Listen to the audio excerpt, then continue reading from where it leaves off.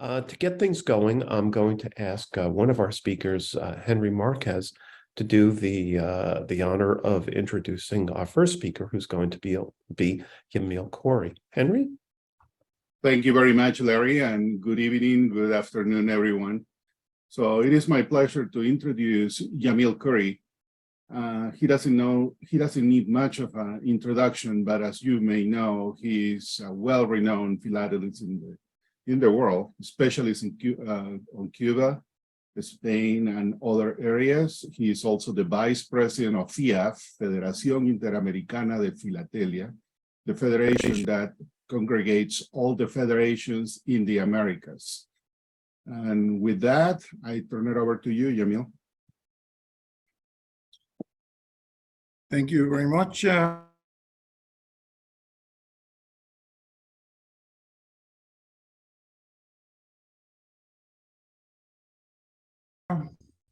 Henry, and in particular to Larry for his unwavering support. I'm going to talk today briefly about a fascinating issue, the Cuban stamps surcharge Y 1/4 in 1855. And as a brief introduction, the first stamps available for the Spanish West Indies, in those days Cuba and Puerto Rico, were issued in 1855. They resembled those of Spain, but their value, the denominations, is in different currency. The currency that was used in the Americas was different than that used in Spain. In the Americas, they used the hard silver or strong silver real, which was 2.5 times the real that was used in Spain. The first issue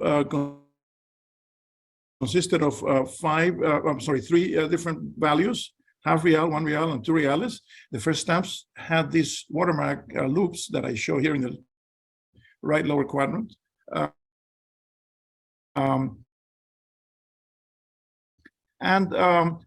They in the two islands, and the transatlantic route for a single letter of no more than 1/4 of an ounce was only half real. The 1 real stamp was used for double weight letters, but the 2 real stamps were hardly ever used. They were for quadruple letters. Most of them were used for bulk mailing of newspapers. Even though these are typically referred to as the stamps of the Spanish Antilles, they were also legally valid in the Philippine Islands. But in the Philippine Islands, the lowest rate was 1 real. So only the 1 and 2 real stamps were used in the Philippines. The letter on the top right shows a first day cover. These stamps were sold on the 24th of April. And there's about 9 covers known on the very first day of use. And this is probably the finest example known. The letter on the bottom was sent from the Philippine Islands to Spain. It's a triple weight letter showing the dual use of a 1 real and a 2 real stamps. These are the 2 real stamps that serve as the basis for the surcharge that I'm going to be describing. The first stamp on the left was issued on April of 1855 in carmine red. They were distributed to Cuba, Puerto Rico, and the Philippine Islands. And then a few months later, in September of the same year, a different color was issued only to Cuba, the orange-red stamps. These are much rarer than the carmine red stamps. The exact number is not known, but it's probably a small fraction of all the 2 real stamps that were available. So what happened? By the mid-1850s, the city of Havana had a population of about 200,000 people. So it was a bustling metropolis. Spain had already had some experience with an internal mail service in the city of Madrid a few years early. So they decided to implement an internal mail service within the city of Havana to coincide with the Queen's birthday, Queen Isabel II, on November 19th of 1855. Since the 2 real stamps were seldom being used, they, instead of issuing new stamps, the value for this service was set as at 1/4 of a real as a flat fee. That is printed matter, single letters, double weight letters, packages were all carried at with the same fee. So there was no need to use multiple stamps for this service. There was no stamp with this denomination, so they simply decided to surcharge 200,000 of the 2 real stamps with the white 1/4. The surcharging took place in Havana by a local print shop of Arasosa and Company. This individual did not have enough of the same type of newspaper type to overprint the stamps, or to surcharge the stamps. So he had to use 2 separate styles of the letter Y. The sheets at that time, all the sheets of the Spanish Antil stamps consisted of 170 stamps. This is an illustration of a sheet of 2 real stamps of a later issue. This issue was printed in paper on watermark paper, but it's the only complete sheet known of 2 real stamps of this design. So what happened? In order to complete the sheet of 170 stamps, the printer used a tall and narrow Y on the first 7 rows of stamps. 119 stamps received that type of surcharge. And the bottom 3 rows of stamps, or 51 stamps in total, received a short and wide Y, as shown on the right, on the bottom right of the panel here. The first known surcharge stamps of the world were issued in the United States. The U.S. City Dispatch Post in 1846 surcharged these 3-cent stamps and revalued them at 2-cent stamps. However, although these were the very first stamps surcharged, they were only valid for the local mail service. On the other hand, the Y 1/4 stamps of Cuba of 1855 were the second stamps ever to be surcharged, but the only issue that was valid throughout the entire country. And in theory, they were also valid for overseas mail, although no examples are known. The exact number, let me tell you a little bit more. There were not enough carmine red stamps available to do the entire run of 200,000 stamps. So a number of sheets of the orange red stamps had to be used to complete the order. The exact number is not known, but looking at the surviving stamps, we estimate that roughly 60% of the stamps received the tall and narrow Y on the red or carmine red stamps. 25% received the short and wide Y on the carmine red stamps. About 10% of the orange reds of this value was on orange red stamps with the tall and narrow Y, and only about 5% received the short and wide Y with the orange red stamps. These are some examples of their use. The letter on the top left shows a normal use of this stamp, a single use on a letter within the city of Havana. The one on the bottom shows what I explained to you, what I mentioned before, that these stamps were valid throughout the island, not just locally within Havana. The local rate within the island for a single weight letter was half real, so you had to use 2 of the Y 1/4 stamps to make up that rate. And this is a letter sent early on from Havana to the city of Cardenas in the north of the island. And here I show you 2 very unusual examples. These letters originated abroad. They were carried privately to Cuba. The one on the top left came from New York to a forwarding agent in Havana, who put it in the local mail service after affixing a tall and narrow Y carmine red Y 1/4 stamp. The one on the bottom right originated in Bordeaux, France, and was taken privately via England on a Royal Mail steam packet, or a British steamer, from Southampton to Havana. Again, carried privately to the hands of a forwarding agent, who put the local stamp and sent it by the local mail service of Havana. These are examples of the carmine red stamps with the short and wide Y, again, relatively unusual. And these are even rarer examples of the orange-red stamps with the tall and narrow Y. The one on the bottom left is an exceptional use sent outside of the city of Havana from Matanzas, using two stamps with different shades, paying the half real single rate to Havana. And this is by far the rarest of the stamps, both on cover and off covers. There's about half a dozen covers known. Most of them are fronts. And these are two exceptional uses, the finest known of this stamp on cover. This is the orange-red stamp with the short and wide Y.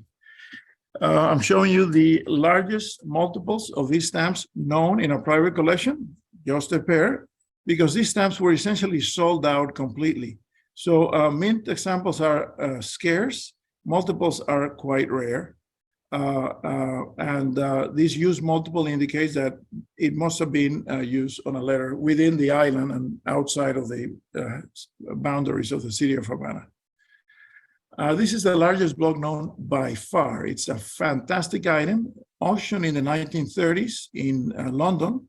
The most prominent Cuban collector of the 20th century, Dr. Buenaventura Cruz Planas, an avid philatelist, saw this and sent a bid to the auction house immediately with his bid was no limit.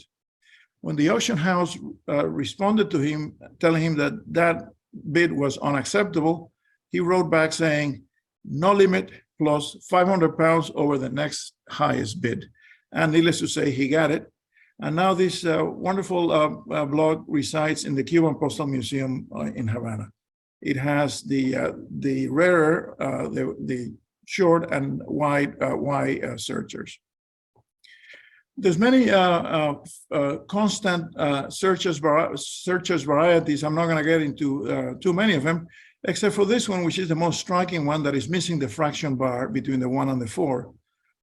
This is a mint example and a use example on the right. This is a very unusual pair with this variant. And the fragment on the right was sent from the city of Cardenas, outside of Havana, probably within, definitely within the island, maybe to Havana, maybe to some other town, paying the half real rate within the island. Mixed pairs are exceedingly rare. I call it the odd couple. These have the tall and narrow Y on the top and the short and wide Y on the bottom.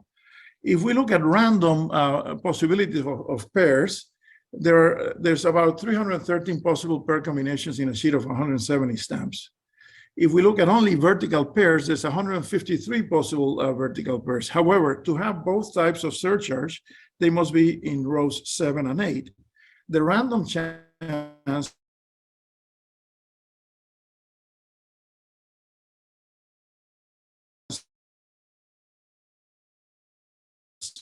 that one of these pairs has known mixed pairs. I'll show you the other one in a moment.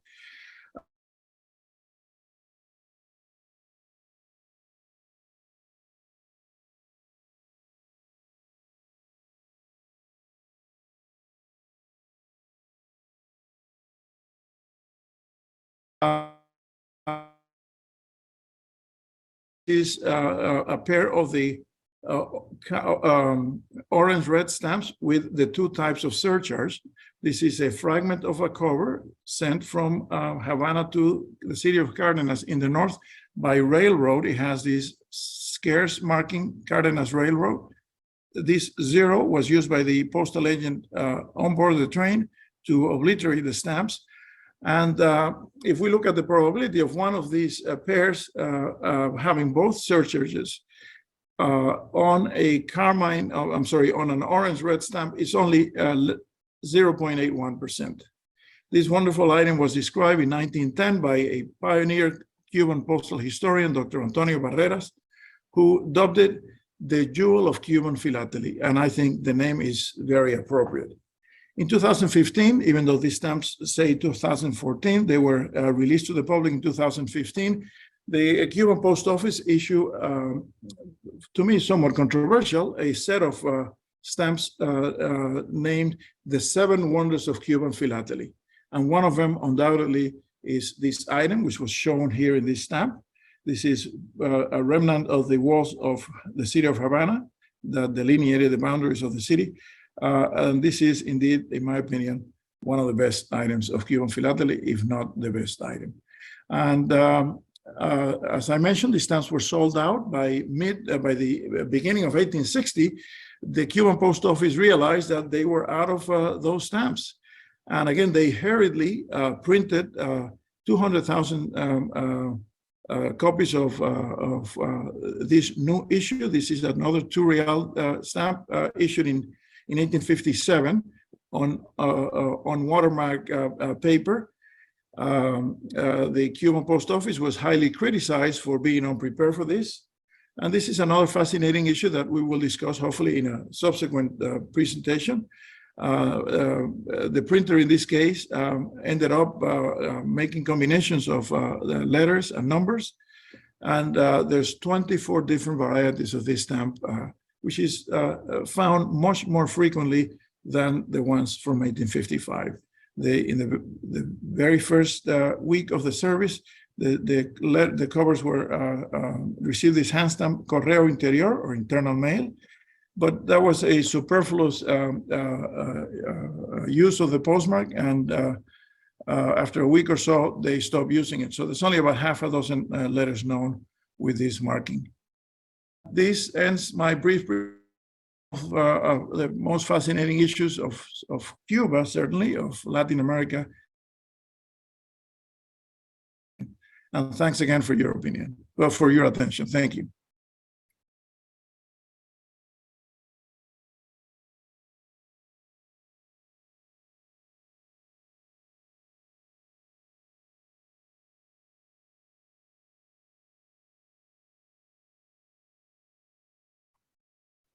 And now it is my turn to introduce our next speaker, Guillermo Gallegos. Guillermo is a young and enthusiastic collector. He was born in El Salvador. He now lives in Mexico City. He is not just one of the most prominent Mexican philatelists, but one of the most prominent Latin American philatelists. And if you give him enough time, he'll be one of the most prominent world philatelists. He has published more than 50 articles and several books. His most recent book won the prestigious Crawford Medal given by the Royal Philatelic Society of London. He has made multiple presentations and is a member of the Spanish Academy of Philately. I have the honor of introducing to you my good friend, Guillermo Gallegos. Well, thank you for the flattering presentation, Yamil. It's an honor to be able to talk back at the Collectors Club of New York. I gave a presentation about Salvadoran pre-stamp about 7 or 8 years ago, so it's nice to be back, and thank you. I'm going to talk today about what's probably the most complex 19th century issue of El Salvador, and considering that we only have 15 minutes, it's just a very brief overview of what it is. But they also have the peculiarity of being the first stamps locally printed in Central America. So if you take a look at the 5 countries, Guatemala, Honduras, El Salvador, Nicaragua, and Costa Rica, they issued their first postage stamps between 1862 and 1871. And all of them were either printed in Europe or were printed by the American Banknote Company in New York. So basically, when you take a look at when were the first stamps locally printed, you have to go to this issue, which goes to 1879. This issue has the reasons to be for this issue was because El Salvador decided to join the UPU in 1878. Here is the decree published in the national newspaper formalizing the adherence of El Salvador to the UPU. And this was done through the Ambassador Jose Maria Torres Caicedo, which was Colombian, but he was representing El Salvador at the UPU Paris Congress in 1878. So when El Salvador formalized the entry, they stated that the date of adherence was going to be April 1st, 1879, and they prepared some postage stamps to reflect the new UPU rates, and they also reflect the UPU regulated colors at the time. The green for the 1 cent, the red for the 2 cents, blue for 5 cents, black for 10, and violet for 20. Each of these values corresponded to one of these rates that I'm not going to go through them, but you can read that they cover for single letters, printed matter, commercial papers, register mail, acknowledgement of receipt. So as you can see in the decree, the initial order was for 2,750,000 stamps, which we are going to take a look at that afterwards. So the stamps were locally printed by a person called Rufino Flamenco. His name was for many decades until we found out documentally that he was the engraver about 10 years ago. He was also responsible for the first postal stationery issues of El Salvador. As you can see here, the first postage stamps that are the ones in, postal cards that are the ones in red, the postal stationery envelopes that are the ones in blue to the right, and some postal card precursors that are the one on the top with the brown kind of stamp depicting the coat of arms. He also was a sculptor, he was an engraver, he used to do rubber seals, so he was a man of all trades. So he decided to print the stamps. And when he started doing that, going back to the 2.7 million stamps, all of these were printed in rows of 5. So when you take a look at this issue, every row had 5 in a sheetlet, had 5 stamps, and the sheet was composed of 5 of these rows. Each of these were made out of copper engravings. They were based on a single model, but each of these were unique. So when you take a look at that, each sheet was printed by doing 5 passes. So as printings were made, more engravings were added, and you can reconstruct the history of the printings and the different configurations of the sheets based on this. So the end result is that you can do a complete plating of this issue, like in this sheet, where you can see very clearly how each of these rows were printed, and you can even see how in the last 2 passes of basically the sheet moved, and it created a very interesting variety. So we have been able also to reconstruct how these stamps were delivered to a government. As you can see in the table on the left, by the time the stamps were issued, only 1% of them had been produced. So over the following year, Rufino Flamenco was able to do partial deliveries until he more or less fulfilled the order for 100,000 pesos around 1 year later.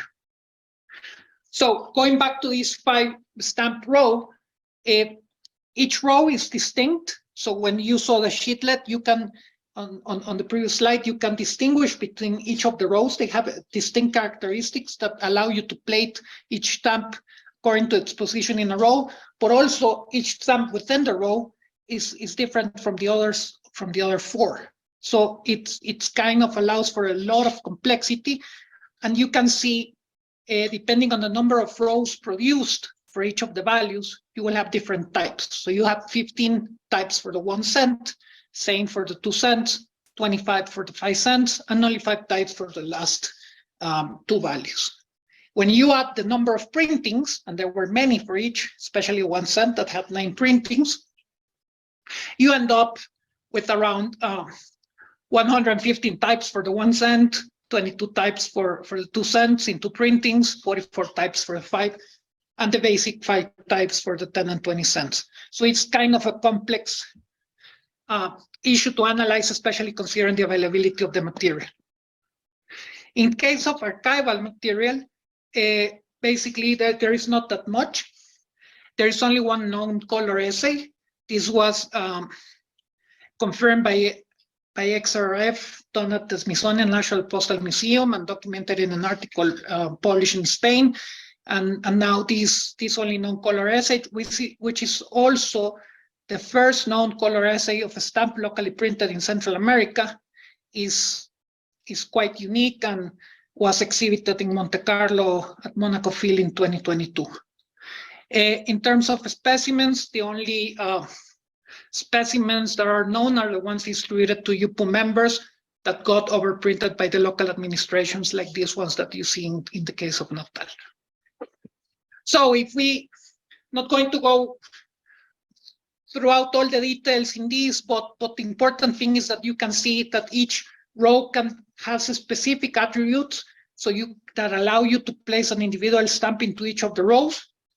There were some recuts that were made as new rows were added for newer printings or for additional printings. So it can also be identified, as you can see here. And the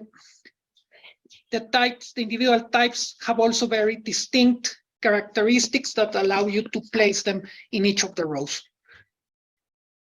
So there are 9 printings for the 1 cent value. As you can see here, some examples of the printings. The way that you can identify is by the different arrangements of the rows. Curiously enough, there were no similar arrangements per printing, with some few exceptions, but as you can see in the printing 1, that sheet that I'm showing here, they basically passed, they just moved the sheet of paper and they printed 5 rows of the same rows in the piece of paper. By the 8th printing, they had done a bit more sophisticated, and they were printing 15 at a time, and then they were complemented by 10 more in 2 blocks. So you would make, instead of 5 passes, and the first printing, you would do 2 in the 8th printing. The same thing happens in the 2 cent stamp that you can see here. First printing 5 times, printing each row 1 at a time. By the 2nd printing, they were doing 2 blocks. The 5 cent stamp is quite unique for this issue because this was the only one where the engraver produced 25 types for the 4th printing, so they could print that in the same pass. And this is the one that you see on the right, which is the only known sheet so far. And the 10 and the 20 cents are basically the most simple values because they were never printed again. They just had the original printing, and they were made by printing the row 5 times. Some uses here to illustrate this issue. You can see that the basic rate for foreign mail via Panama was 11 cents. You can see a 10 cent stamp and the 1 cent stamp in green on the top left. And then you can see combinations. Now I'm illustrating, for example, on the top right, you can see a triple rate. On the bottom right, you can see a single rate plus register. The one on the bottom left is quite interesting because this didn't go through Panama. It went by German mail that went via Chile and then the Strait of Magellan back to Germany. Here are some other quite colorful combinations that are beautiful in terms there are rates that are 4 times the single rate plus registration. The ones on the top left and on the bottom right, you can see some 4 color combinations, and you can see what's perhaps the most important cover in this issue, which is the only known use of the 5 stamps in a single cover, and that's basically 59 cents, which is for a quadruple rate plus registration. So you can see it's quite diverse and quite interesting issue to collect if you are into traditional philately and postal history. And even these stamps, you can see some bisects, you can see printed matter use, etc. These stamps were also used alongside other issues that they were produced at a later date by the American banknote to substitute these stamps.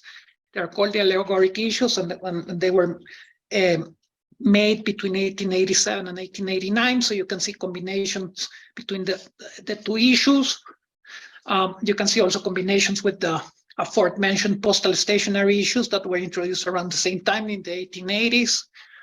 And then some of these stamps were overprinted to make cablegram stamps to pay an extra fee for sending telegrams by abroad the country by cablegram.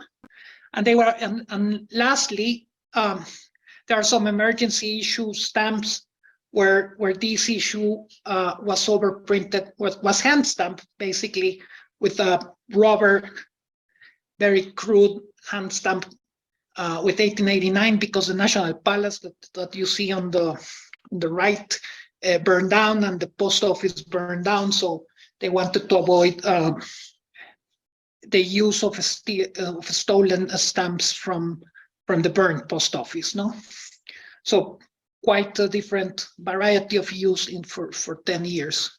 There are even forgeries. Perhaps the most relevant is the one that is attributed to the Stamps brothers, published in 1889, and they forged the 25-cent sheet, and they took even the not the liberty but the detail to make the 25 different forged stamps similar to their actual types. So you can see 25 different forgeries in this sheetlet, pretty much like it would be the original stamp. And there are some other crude forgeries as well, and forgeries of the counter stamp made for cablegram stamps. So that's pretty much about it. It's a very brief introduction to a complex issue, but we wanted to share that with you today. So thank you.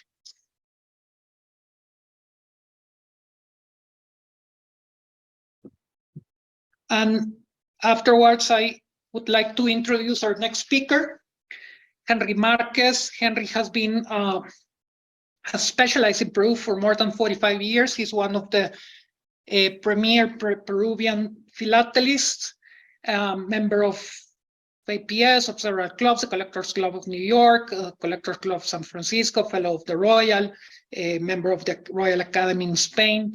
And he most recently has been the brain behind Mi Oficina, which is a Latin America effort to give philatelic conferences, and we are now in our 500th conference, all of them available in YouTube. So Henry, nice to present you. Go ahead. Thank you. First, let me check, can you guys see my screen? Thank you. This is a very complex subject, and we can spend hours and hours talking about the first coil stamps of the world that happened to be the Lecoq issues of Peru, printed between 1862 and 1873. So I'm gonna frame this presentation based on very few things, but highlight the importance of this issue, their relevance, and how they came to life. To that, let me start by answering the first question that haven't been asked. Were they printed? Where were they printed? They were basically printed in Lima. And the reason they were printed in Lima is because the Lecoq issues happened to be an innovative answer to a regulation that mandated the stamps to be printed in Peru and to be printed by the post office under their control. So this is the 6 stamps we are going to be talking about today. These are the Lecoq issues. The year and the denomination can be found right there. They were printed at different stages, some of them with a very large number, others in a very limited number. But in total, they were about 9 million. And we are going to be talking about that in a few seconds. This is one view of the machine, the only surviving Lecoq machine in existence today. This one is not in Peru. This one is in Portugal, in Porto, in the printing museum in that city. But it's basically the same machine. So we talk about 3 items that are going to drive the whole context of this presentation. And I'm going to frame it with these 3 words: compliance, control, and cost.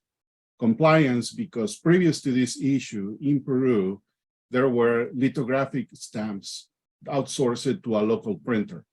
By a regulatory mandate in 1860, the post office was mandated to print their own stamps at the post office building. The postmaster general at the time starts searching for a suitable machine that can fulfill the role. He traveled to France, and in Paris, he found the inventor, Émile Lecoq, who invented this machine to print train tickets. The machine was modified a little bit to print stamps, and what you see on the screen is the result. Control, they needed to have it printed in the main post office building, and that was the control that they would have. This machine is not big enough, and it could be operated by a single person. They bought one, they bring it to Lima, they install it at the post office. Cost, probably this was not the main driver, because as we will see as we go through, the cost was a little higher. Nevertheless, it satisfied the other two elements in the requirement that needed to be addressed, compliance and control. With that, my goal in the next 15 minutes is basically to show you how the ingenuity helped to solve a regulatory problem in Peru. Framing the context with these three questions, basically. Why are they the first coil stamps of the world? How were they printed? And what is the relevance? So we see the stamps here, and these are the quantities that each of them was issued. In total, 9 million, if we round it. The Lecoq machine was able to produce 1 stamp per second. So 9 million, that equivals to 2,500 hours. Because they were printed over 11 years, we see that the actual production is spanned over that number of years, depending on the stamp that we are talking about. So let's try to address the first question. Why are they the first coil stamps of the world? General definition in Wikipedia tells us that coil stamps are those that are sold in a strip of one, or and that's basically what these were. They were sold in strips.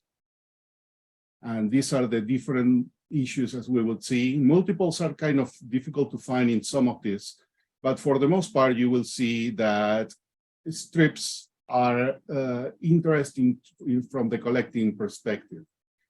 5 of those stamps were printed in horizontal strips. 1 was printed in vertical. There were 4 dies or set dies to use to print these stamps.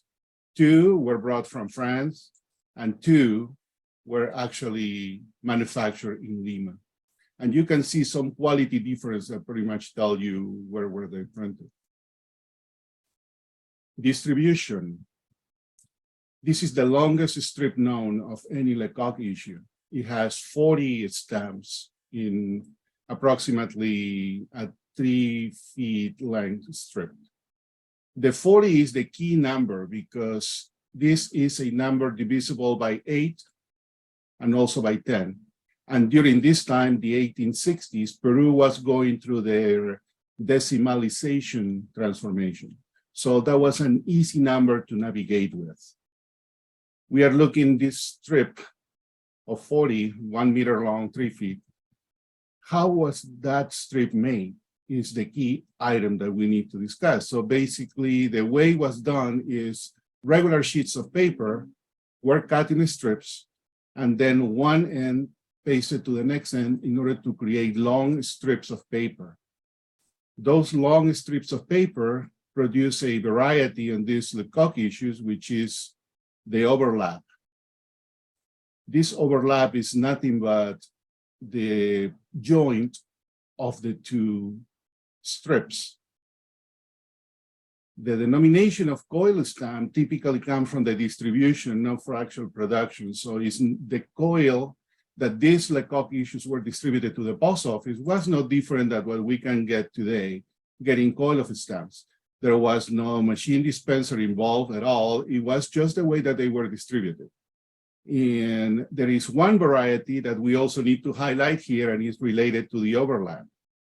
or the paper joint, the albino. I have seen in several marketplaces that they describe this as a variety, but it's not a variety. What this really is the bottom portion of the splice. As you see here, there is an overlap, a paper on top and a paper at the bottom.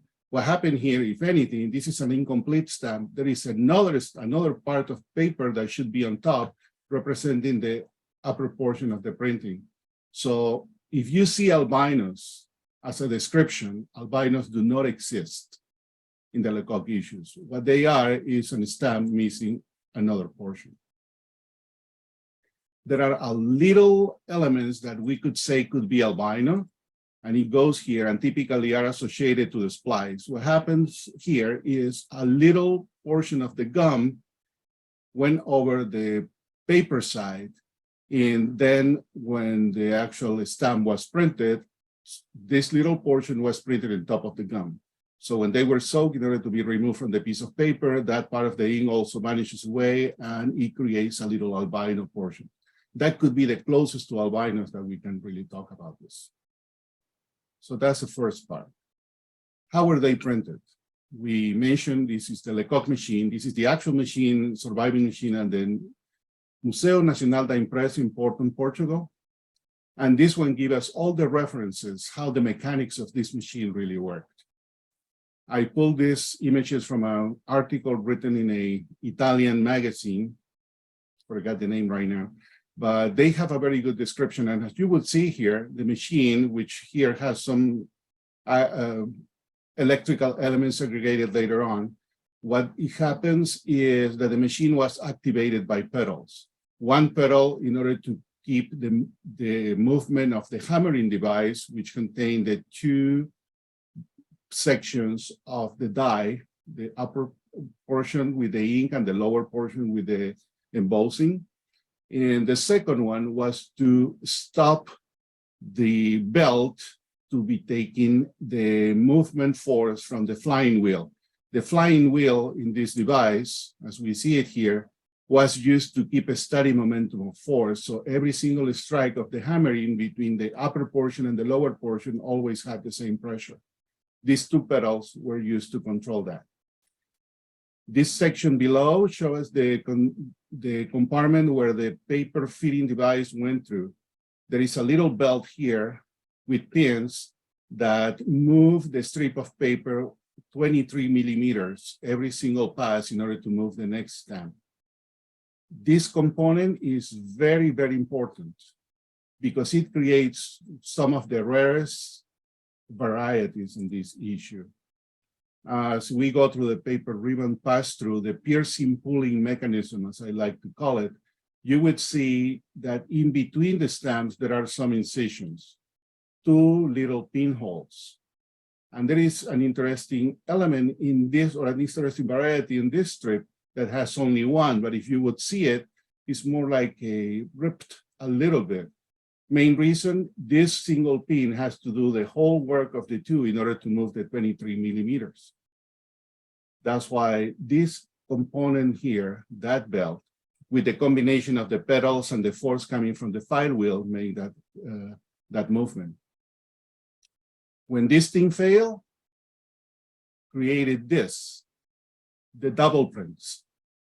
And the double prints are not only on the frame, the double print is the actual hit of the two, including the embossing in the middle. There are some considered quote unquote double prints that only have the frame, but they don't have the second embossing of the coat of arms. In my opinion, what they are, there is a paper jump. And at the time that they were manipulating the machine in order to pull that paper, it touched the upper portion, the inked portion of the die, and created a second print of the frame without the actual hitting of the coat of arms. We can see it clearly here, clearly in this stamp. And this is the one peseta I have reference to, but I never seen live. Double prints are rare. We talk at the total, all these Lecoq issues were 9 million. This is the census we have today of the double prints. Makes sense that the first one had 13. And because they were just getting acquainted with the mechanics of the machine and their operation. And as you will see after that, it's extremely, extremely rare to find a double print of any of the other issues. And even the first one is hard to find. The wrong mounting of the dies was also another important thing. We were saying that these are two complementary elements that connected and created the strike in order to print the stamp. There is one case that the frame was mounted in a 90 degrees counterclockwise, creating what is called the frame sideways. It was, as you see here, the two pinholes. So it's basically the frame that was turned over, and it carried that way throughout the paper fitting device in the machine. This was used for approximately 1 year and is known in 1866. In 1872, there are the arms inverted or the frame inverted, as some collectors also call it. Same situation, but this was 180 degrees mounted counterclockwise and created the inverted arms. From classic Peru, I would say that this is one of the most difficult stamps to come by. From this, inventory-wise, it may be at close to 100, 120, when in the frame sideways, we may have probably about a few hundreds, maybe 500, 600 of those stamps are known. This stamp is also known with inverted arms. There are actually two, one reference in some of the literature from the past and one that is being circulated recently. And there is one more error, which happens to be the rarest error in Peru. Error on error. The frame sideways printed, double printed. Is the only one recorded, is the only error on error known in Peru. Very likely the only error on error known in America, and perhaps even in the world. Relevance. What is the relevance? There are many things that can be talked about this stamp in reference to their impact to future postal developments and even the use for it. But I think the main one is that embossing was seen as a Peru Post as a security feature. Previous to this, the stamps were lithographed, and previous to that, in Peru, the Pacific Steam stamps were used, but they were used only for trial process for 3 months. But the post office detected that the embossing features were actually a security component that they could leverage in order to make these stamps much more difficult to be forged. And in 1866, Peru also contracted with the American banknote from the first printing of their perforated issue. These stamps were engraved, and they had a little embossing, if you will, from the ink, but that was not good enough. And then when the second contract came into discussion, Peru Post requested for the 1872 second contract with the national or the American banknote, depending on the time that was negotiated, to add embossing. The American banknote was printing engraved stamps. So how do they come up with embossing? Well, there was a sales pitch that they went through. The sales pitch was to add the grill feature as the embossing. And the same grills that were used here in the United States. Actually, in Peru, they only use 3 types. I know that here there are very many more. Peru happens to be, because of this security feature that was seen by the Peruvian Postal Administration as a very important component, the only other country in the world that use grill stamps. There is one more thing that I want to talk to you about related to this, and is this device, an stamper. G.U. Snow from Boston invented this device, and it was depicted in this little label. It seems like it has some stamps here, lined up in probably what is a coil of paper, and that was used to actually apply stamps to covers. There is a patent related to this and how the mechanics of this work. But the way that the stamps here were preparated or were put together were regular sheets of stamps cut it into vertical pieces of paper, pasted one to the other in a very similar way, making a roll, feeding the device, and try to feed this particular device or this particular stamper affixing machine in order to apply the machine to the correspondence. So basically leave us with this historical disconnect in the 1860s. The United States has the first coil stamp affixing device, but they did not have any postally issued coil stamps. The stamps needed to be prepared manually by the users. And by the way, they didn't really went through very well, but still the concept was already there. At this very same time, Peru has the first coil stamps of the world, but they did not have an affixing device. So the question is always there for me, what philately or what the stamps would be if these two complementary technologies have acknowledged of each other back then. Would stamps be different today? Thank you.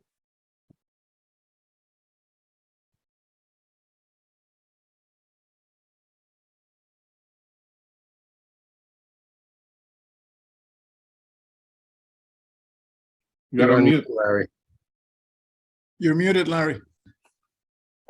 Okay, I should know better. I thought I unmuted myself. Oh, well, I'll repeat what you guys didn't hear, but I heard. Thank you so very, very much. They're just 3 fabulous presentations, really, really well done, and incredible material. And we're so privileged that we were able to have you this evening. And I want to thank you, before we get any further, for having spent the time to bring all this together, to come and spend some time and share your material and insights with us and with our friends out there. Before we get to the social time, we do have a few questions down in the Q&A box. Yamil, what does that Y stand for? Oh, I'm sorry. I thought I had mentioned interior. An oversight. Y is one of the old ways of spelling interior. Interior Mail of Havana, 1/4 was the fee. Sorry about that. No. That's why we ask questions, right? Come on. Were there much in the way of counterfeits of any of these, either the overprints or the stamps themselves? Was everything on the up and up?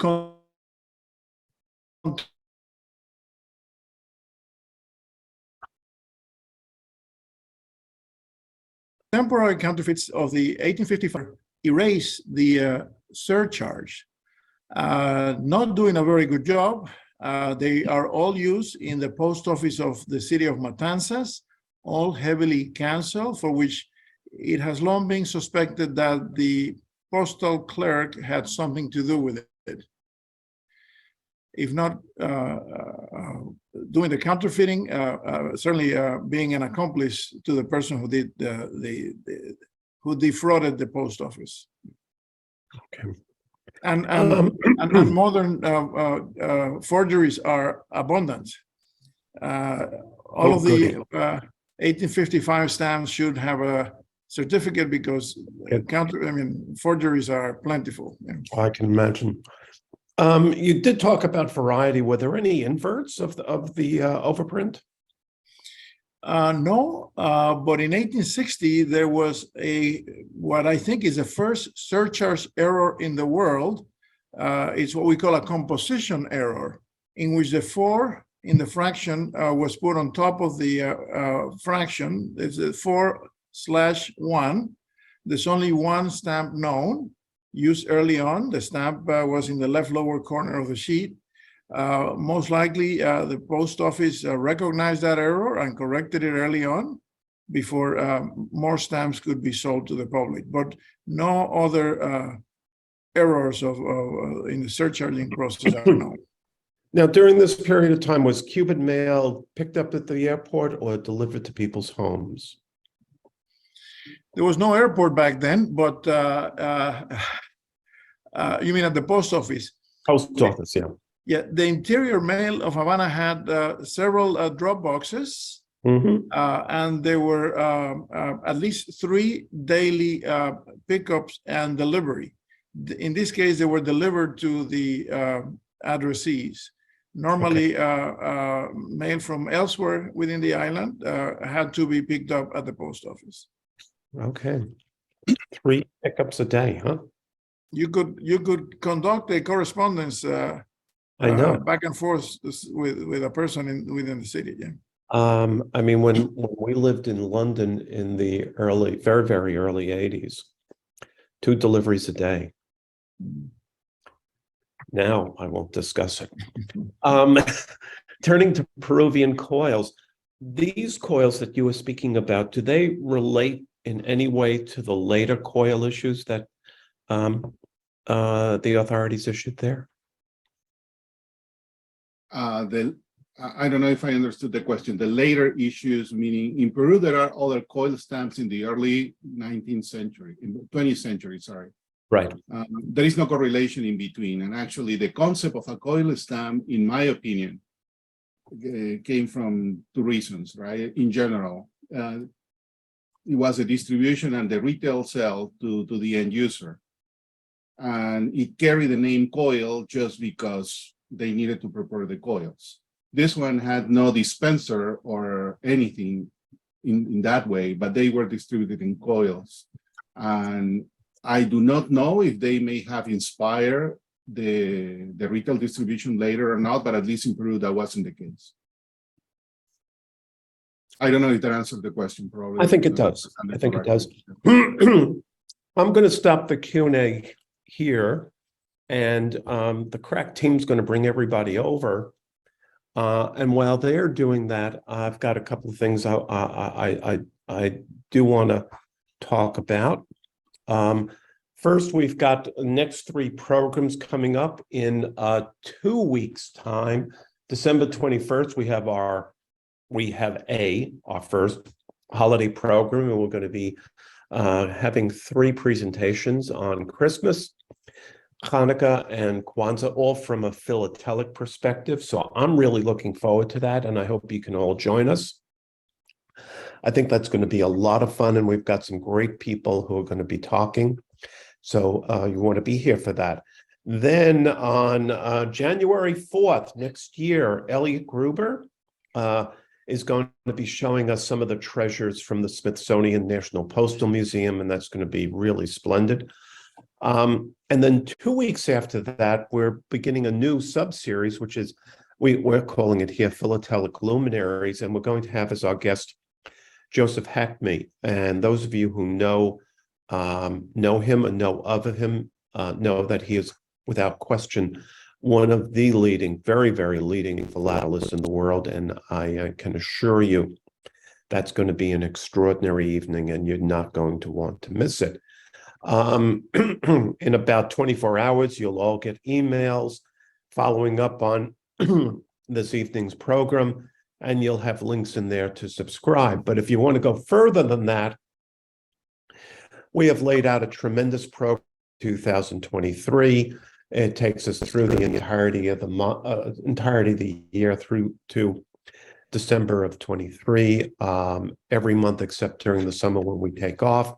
And if you'd like to take a look at what the programs are, you can at collectorsclub.org/events. And not only can you take a look, but there will be live links there that will permit you to register for those programs. And you do not have to worry about reminding yourself about it, because if you register, you will automatically be the recipient of automated reminders from Zoom letting you know about the program. So it's a sort of opportunity, even at this point, if you want to take a look at something that we're going to be doing in, I don't know, April, and go ahead and register. I mean, it costs nothing. And if you change your mind, you change your mind. But it'll go into the computer and you'll automatically get a reminder. And we'd love to see you for any and all of those programs.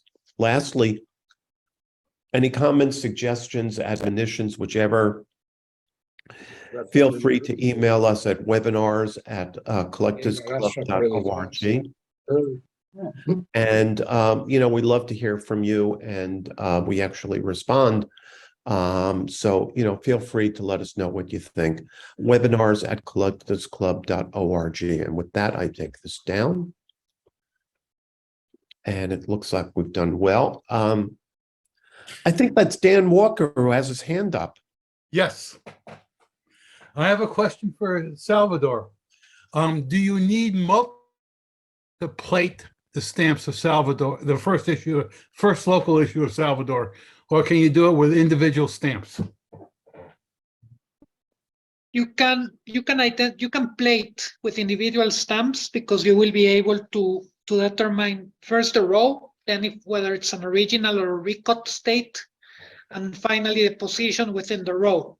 What's going to be very difficult is to separate between the different printings, especially in the one cent that there are 9 printings, and between especially the 5th, the 6th, and the 7th are very difficult to distinguish between.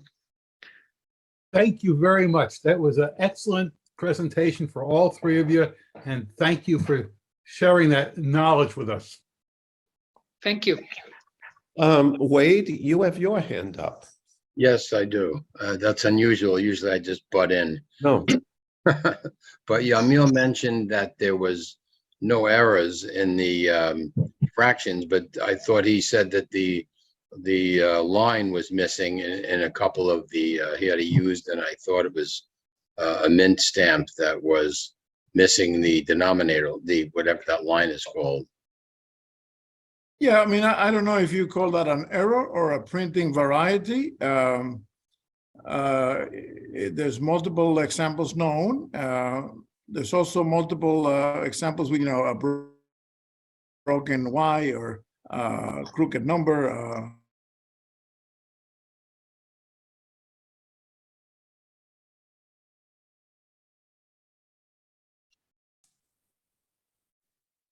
I think Yamil is in the deep freeze. I think he's suffering from most of them are internet constant. issues There may that have been, Sarasota is prone to. Can you hear me now, or? Yes. Yeah, I don't know where I was cut off, but I don't know if you would call that an error or a printing variety. It depends on the definition. If you call it an error, that could be an error, but it's generally considered a printing, a constant printing variety. Got it. Thank you. And I had my hand up. I don't know, it disappeared. If I may ask a question to Henry. Sure. Go ahead. So, Henry, the problem with the coin production it was not a very efficient system, huh?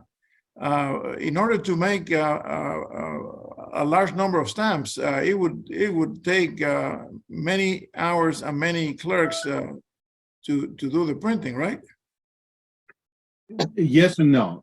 Yes, it was 1 stamp per second, but the machine was operated by a single individual.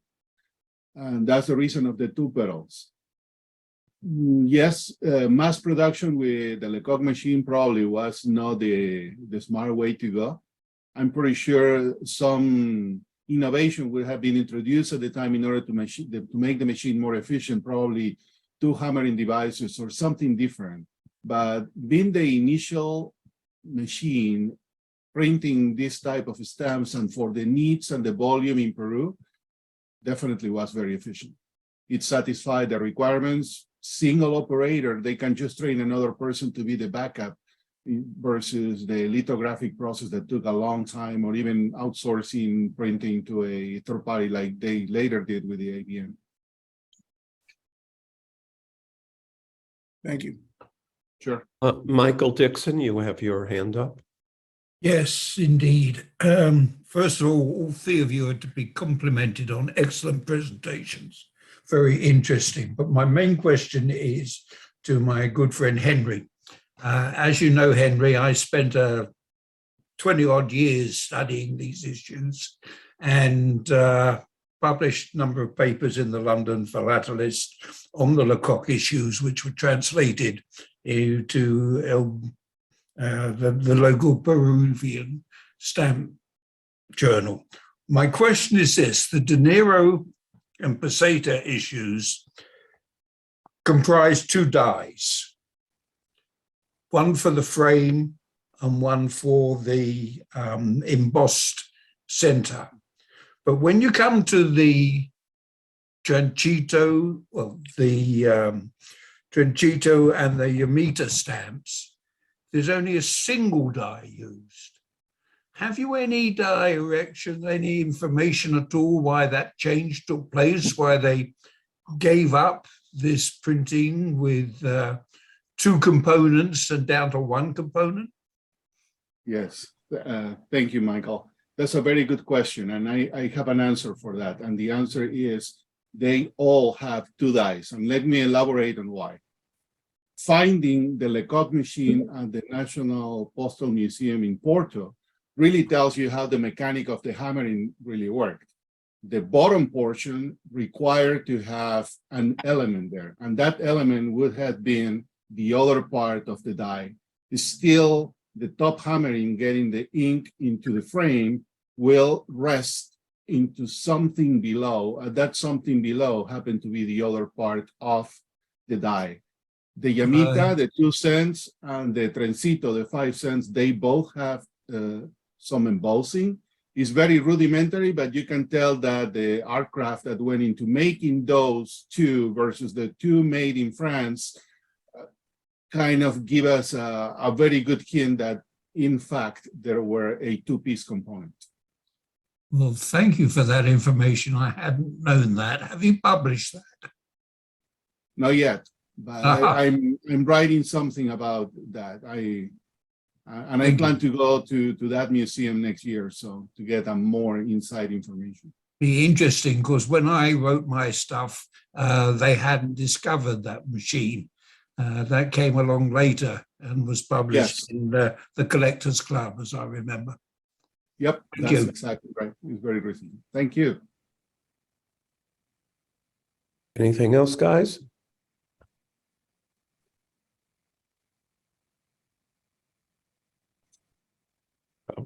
Okay. Larry, this is a question for Yamil. Yamil, several years ago, I think it was Ignacio Prats had an exhibit of the why surcharges also. How does what you presented today compare with what he was exhibiting maybe 20 years ago? I bought his collection and then some. So I have everything he had, and